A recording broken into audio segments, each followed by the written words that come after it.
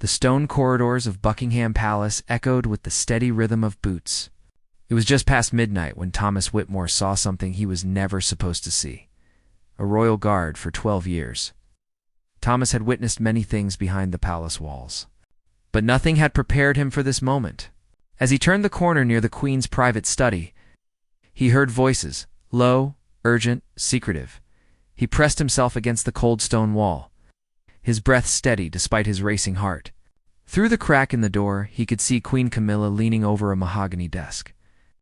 3 advisors stood around her. Papers were scattered across the surface.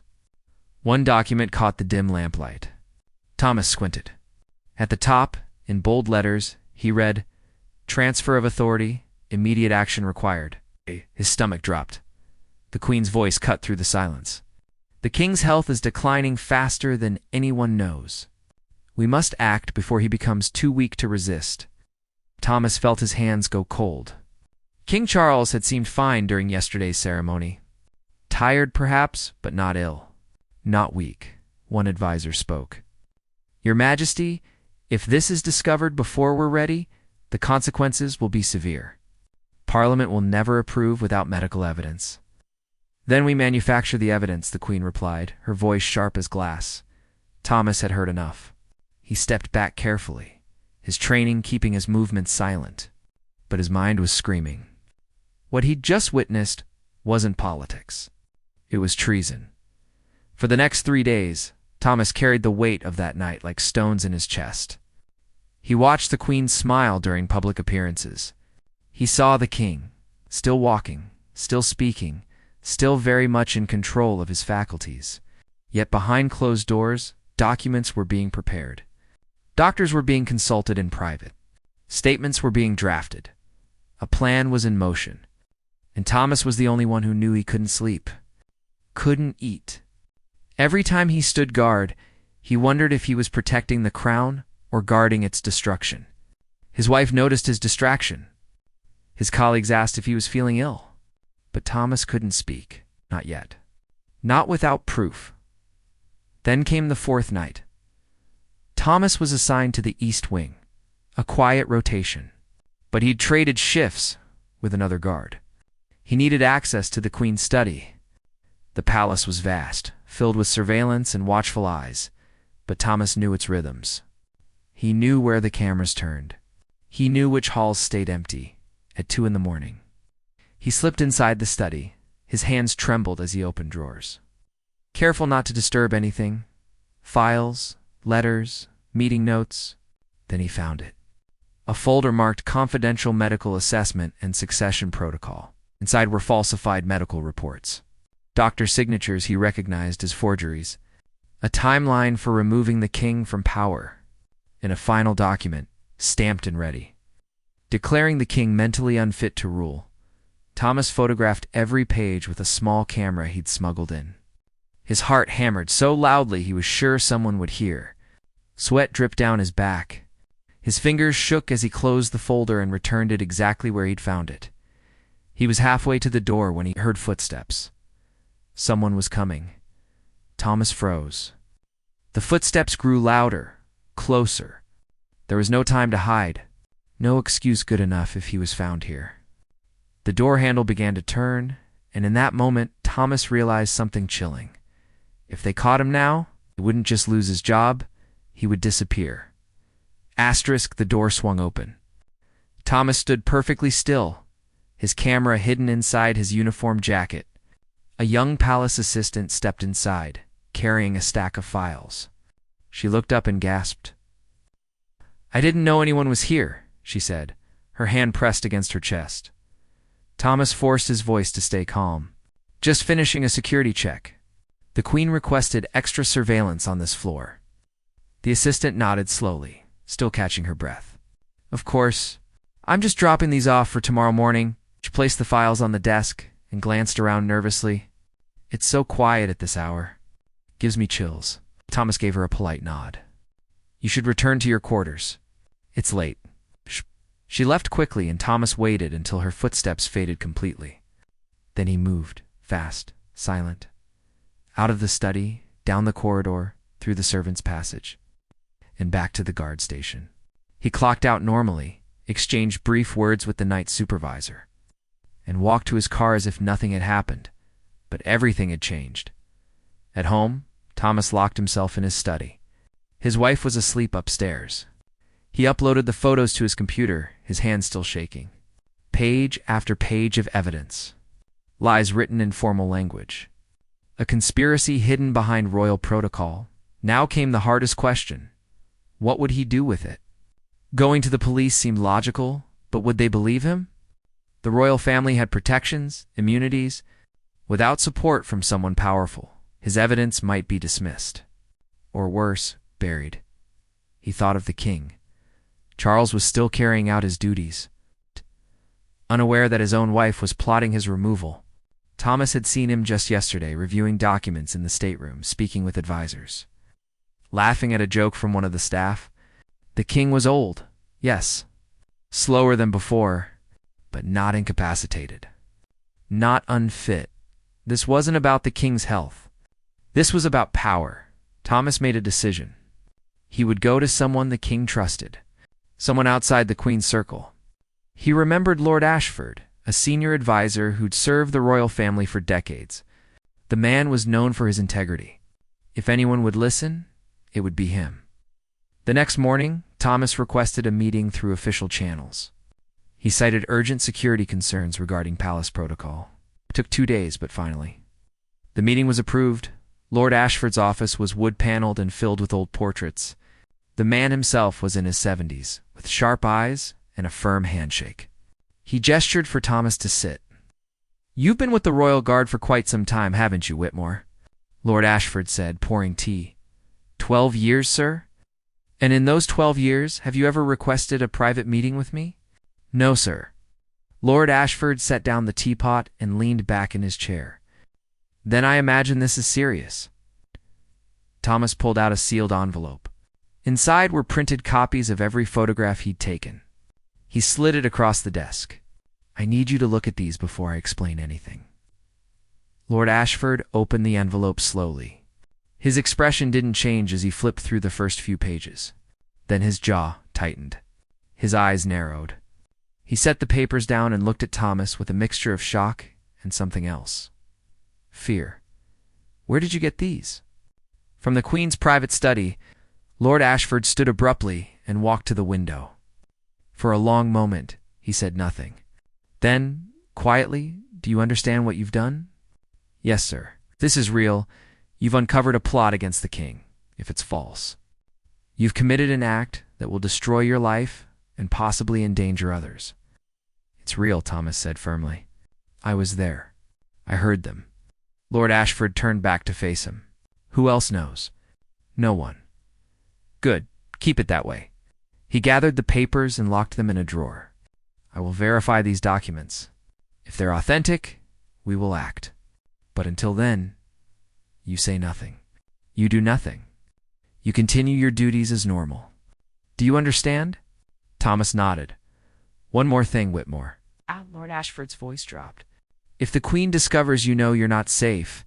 Thomas left the office with a strange mix of relief and dread. He'd passed the burden to someone who could act. But now he was exposed. And the palace had eyes everywhere. That night, Thomas returned home to find his front door slightly ajar. Thomas stepped inside slowly. The lights were off. Too quiet. His wife should have been home by now. He reached for the switch, but a voice stopped him. "Don't move." A man stepped out from the shadows. Tall, suit. No weapon visible, but the threat was clear. Behind him, another figure stood near the staircase. "Sit down, Mr. Whitmore." Thomas didn't sit. "Where's my wife?" "She's safe. For now." The man gestured toward the couch. "We just want to talk." Thomas recognized the tone. These weren't police. Not palace security either, private, contracted, the kind of people who operated outside official channels. "You've been asking questions," the man continued. "Looking at things you shouldn't. We're here to remind you that curiosity has consequences." Thomas kept his voice steady. "I don't know what you're talking about," the man smiled, but it didn't reach his eyes. "You accessed the Queen's study 4 nights ago. You photographed confidential documents. You met with Lord Ashford this afternoon. He stepped closer. Did you really think no one would notice? Thomas's mind raced. They'd been watching him, which meant they'd been watching Ashford too. How deep did this go? Here's what's going to happen, the man said. You're going to forget what you saw. You're going to tell Lord Ashford you made a mistake. The documents were misunderstood. And you're going to resign from the Royal Guard quietly. Do this, and your wife comes home safely. Your life continues. Refuse. He let the silence finish the sentence. Thomas looked at the second figure by the stairs, then back at the man in front of him. And if I agree, then we leave. Now, and this conversation never happened. Thomas thought of the documents. The falsified reports. The king, unaware and vulnerable. He thought of Lord Ashford, who now held the only copies of the evidence. If Thomas backed down, the plan would continue. The king would be removed. The queen would win. But if he refused, his wife would pay the price. I need to see her first, Thomas said. Proof she's okay. The man pulled out a phone and showed him a live video feed. Thomas's wife, sitting in a car, looking frightened but unharmed. 2 more men stood outside the vehicle. She's fine, the man said, and she'll stay fine if you cooperate.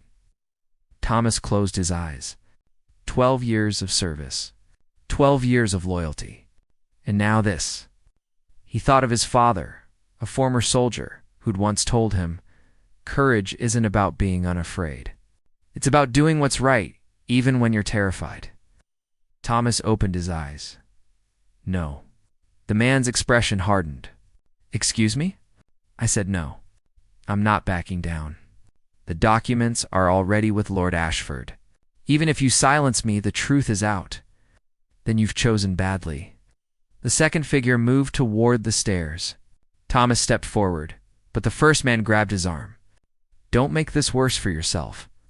Then Thomas heard something. A sound outside. Engines. Multiple vehicles. The man heard it too. He glanced toward the window, his confidence faltering. The front door burst open. 6 armed officers stormed inside, followed by Lord Ashford himself. Step away from him, Ashford commanded. The 2 men hesitated, then raised their hands. The officers moved in quickly, securing them both. One spoke into a radio. Subjects detained. Send the 2nd unit to recover Mrs. Whitmore. Thomas felt his legs weaken. Lord Ashford walked over and placed a firm hand on his shoulder. You're safe now, my wife. She's being recovered as we speak. You have my word. Within 20 minutes, Thomas's wife was brought home, shaken but unharmed. She threw her arms around him, crying. Thomas held her tightly, his own tears finally breaking free. Lord Ashford waited until they'd both calmed down. Then he spoke. The documents you provided have been verified. We also found additional evidence. The Queen's inner circle is larger than we thought, but thanks to you, we have enough to act. Thomas looked up. What happens now? Now, Ashford said, we confront the king. The king sat alone in his private chambers, a room filled with old books and family photographs. He looked older than his years, but his eyes were still sharp. Lord Ashford stood before him, Thomas beside him, holding the folder of evidence. Your Majesty, Ashford began carefully, what we are about to show you is deeply troubling, but you must see it. The king took the folder and began reading. His face, usually composed, shifted through a dozen emotions. Confusion, disbelief, anger, heartbreak. When he finished, he set the papers down slowly and looked out the window. My own wife, he whispered. No one spoke. The weight of betrayal hung in the air, thick and suffocating. Finally, the king turned back to them. How long has this been planned? At least 6 months, Your Majesty, Ashford replied. The medical reports were being falsified gradually. The narrative was being built piece by piece. Had Mr. Whitmore not discovered it, the plan would have been executed within weeks. The king looked at Thomas. You risked everything to bring this to light. Thomas bowed his head. I swore an oath to protect the crown, sir. That includes protecting you. You've done so with more courage than most. The king stood, his posture straightening despite the weight of the moment. "What do you recommend, Ashford?" "We must act immediately. The Queen cannot know we're aware. If she senses danger, she may accelerate her plans or destroy evidence. We need to confront her publicly with Parliament present. Force her hand in a way she cannot escape." The king nodded slowly. "Arrange it, but do it quietly. I will not have this become a circus." Over the next 2 days, preparations were made in absolute secrecy. A special session of Parliament was called under the guise of routine royal business. Key witnesses were gathered. Security was tripled. Thomas remained at the king's side. Now serving as a personal guard by royal request, the Queen suspected nothing. She attended dinners, fulfilled engagements, smiled for cameras. But those close to her noticed attention. She asked more questions, wanted more updates. Her advisors moved more carefully. On the morning of the confrontation, the Queen entered the parliamentary chamber expecting a formality. Instead, she found the room filled with senior officials, legal advisors, and members of the Privy Council. The king sat at the head, his expression unreadable. "Your Majesty," she said, her voice measured, "I wasn't informed this session would be so comprehensive." "Sit down, Camilla." The use of her first name without title sent a ripple through the room. The Queen sat, her eyes scanning the faces around her. She was calculating, searching for an ally. Finding none, Lord Ashford stood. "Your Majesty, we are here today to address a matter of conspiracy and treason within the highest levels of the royal household." The Queen's face remained calm, but her hands tightened on the armrests of her chair. Ashford continued. "Evidence has been uncovered revealing a coordinated effort to remove His Majesty the King from power using falsified medical documentation, forged physician signatures, and manipulation of legal protocols." "That's absurd," the Queen said sharply. "Who would dare make such accusations? The evidence speaks for itself." Ashford gestured, and copies of the documents were distributed to everyone present. The Queen took hers slowly. As she read, the color drained from her face. "These are forgeries," she said, but her voice wavered. "They're not," the king said quietly, "and we have witnesses who will testify to your involvement." One by one, 3 of the Queen's own advisors were brought in. Each had been offered immunity in exchange for testimony. Each confirmed the plan. The room listened in stunned silence as the conspiracy unraveled. The Queen sat frozen, her carefully constructed facade crumbling. "Charles," she said, her voice breaking, "you must understand. I was trying to protect the crown. You've been unwell." "I was thinking of the future. You were thinking of power," the king interrupted. "And you were willing to destroy me to get it." Tears welled in the Queen's eyes, but no one in the room softened. This wasn't grief. It was the desperate performance of someone cornered. "What happens now?" she asked. The king stood. "You will be removed from all official duties effective immediately. You will vacate your private chambers within the week. Legal proceedings will determine the full extent of your consequences. But as of this moment, you are no longer Queen Consort in any capacity but title." The Queen opened her mouth to argue, but the king raised his hand. "Take her." 2 security officers stepped forward. The Queen rose shakily and left the chamber, her head down. Her power gone. Thomas watched from the back of the room, his heart still pounding. The news broke within hours. Not the full truth, not yet, but enough. Queen Camilla steps back from royal duties amid health concerns. The palace released a carefully worded statement. Behind the scenes, lawyers worked frantically to manage the fallout, but the truth had a way of leaking. Whispers spread through the staff. Journalists began asking questions. Within days, anonymous sources confirmed what many had suspected. The Queen had been involved in something far darker than a simple retirement. Thomas returned to his duties, though his role had changed. The king requested he remain close, not just as a guard, but as a trusted presence. Thomas was uncomfortable with the attention, but he understood why. In a palace full of secrets and shifting loyalties, he was one of the few the king could trust completely. One evening, the king summoned Thomas to his chambers. The room was dimmer than usual, lit only by a fireplace and a single lamp. The king sat in an armchair, looking smaller somehow, vulnerable. "Sit with me, Thomas." Thomas sat, unsure of what to expect. The king stared into the fire. "I've been thinking a great deal about trust, about loyalty. I've spent my entire life surrounded by people who serve the crown, but how many serve the man wearing it?" He glanced at Thomas. "You did. Without hesitation, without asking what you'd gain." "I was only doing my duty, Your Majesty." "No, duty would have been staying silent. Protecting yourself.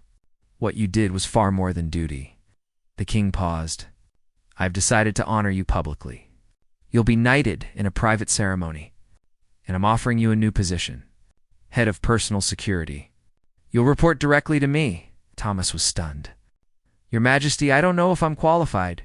"You're more than qualified. You've proven your character. That's rarer than skill." The king's voice softened. "I need people I can trust, Thomas.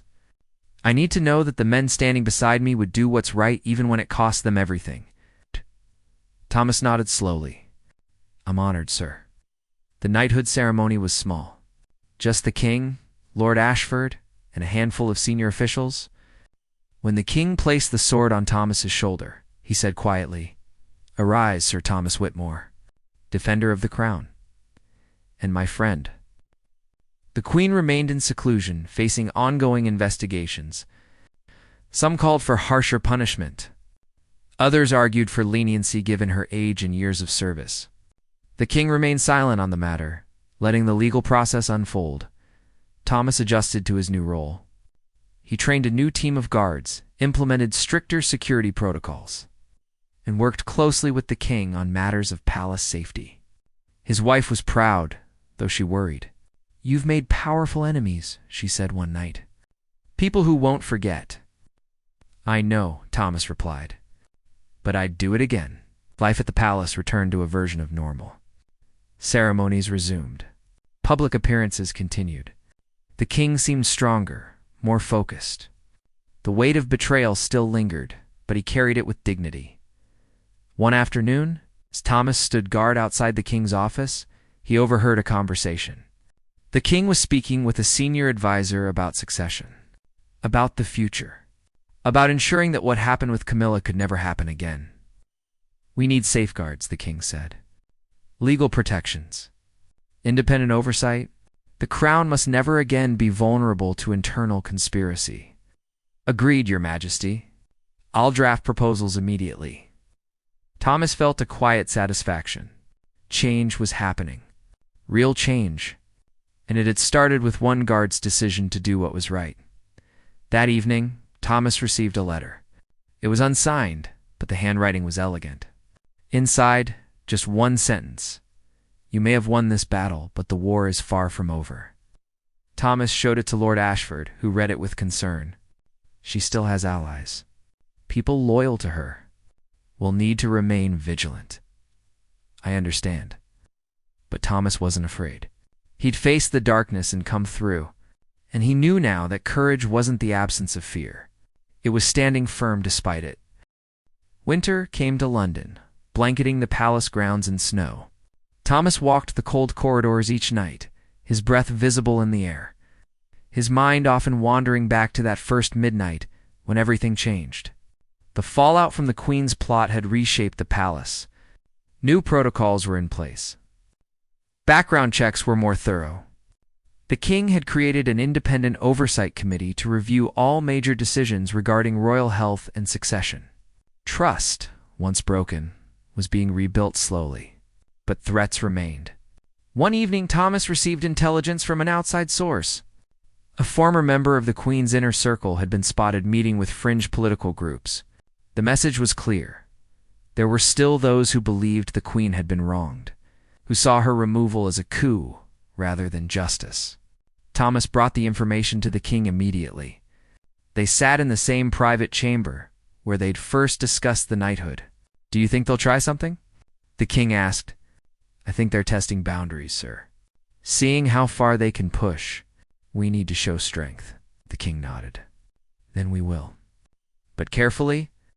I won't give them the satisfaction of seeing us afraid." A public event was planned. A Christmas address? Broadcasted nationally. It would be the king's first major appearance since the scandal became fully public. Security was unprecedented. Every guest was vetted. Every entrance monitored. Thomas personally oversaw every detail. The night of the address, the palace glowed with lights. Crowds gathered outside, some supportive, others curious, a few protesting quietly. Inside, the king prepared his speech.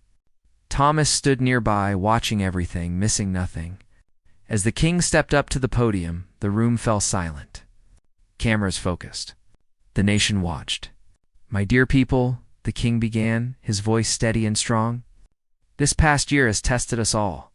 It has tested the institution of the monarchy, the bonds of trust, and the values we hold dear." He paused, looking directly into the camera. "I stand before you tonight, not as a perfect man, but as one committed to truth, to transparency, to earning your trust every single day." The king spoke of the changes being made, the reforms being implemented. He didn't mention the queen by name, but everyone understood. He spoke of courage, of ordinary people doing extraordinary things, of the guards and staff who protect not just his life, but the integrity of the crown. Thomas felt the weight of those words. He glanced around the room at the faces watching, listening. Some cried, others nodded. The speech wasn't just about the king's survival. It was about the nation's faith in something larger than any one person. When the address ended, applause filled the room. The king stepped away from the podium, and for the first time in months, he smiled. A real smile, one of relief. Later that night, as guests departed and the palace quieted, Thomas found the king standing by a window, looking out at the snow-covered grounds. "It's beautiful, isn't it?" The king said, "Yes, sir. You know, Thomas, when all of this began, I thought about giving up, letting them have what they wanted. I was tired. The fight seemed too hard." He turned to face Thomas, but then I remembered something my mother once told me. She said the crown isn't a privilege, it's a responsibility. And the moment you stop fighting for it, you lose the right to wear it. Thomas listened quietly. "You gave me the strength to keep fighting," the king continued. "Not with grand speeches or clever strategies. Just by doing what was right when no one was watching. That's the kind of courage that changes everything." Thomas felt a lump in his throat. "I just didn't want to see the crown betrayed, sir. And because of you, it wasn't." The king extended his hand. Not a formal gesture, but the offer of friendship. Thomas shook it, and for a moment, king and guard were simply two men who'd survived a storm together. Months turned into a year. The investigations concluded. The queen was placed under permanent restriction, barred from any public duties or royal events. Some of her co-conspirators faced legal consequences. Others disappeared quietly from public life. Thomas continued his work as head of personal security. He trained a new generation of guards, instilling in them not just tactical skills, but moral clarity. "Your job isn't just to protect a life," he told them. "It's to protect the truth. Even when it's hard, especially when it's hard." His wife gave birth to their first child that spring, a daughter. They named her Grace. Thomas held her in the hospital, marveling at how small and fragile she was, and he thought about the world he'd helped protect, a world she would grow up in, a world where courage still mattered. Years later, when historians wrote about this period, they would focus on the constitutional crisis, the reforms, the political implications. But those who lived through it knew the real story. It wasn't about politics or power. It was about one man who saw something wrong and refused to look away. The king continued to reign, stronger and more respected than before.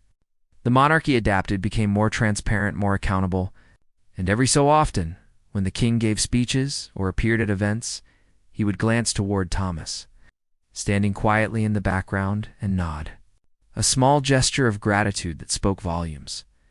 Thomas never sought fame, never wanted recognition beyond what he'd already received. He simply returned to his duties day after day, knowing that he'd done what mattered most. He'd told the truth. And sometimes, that's the greatest act of courage anyone can perform.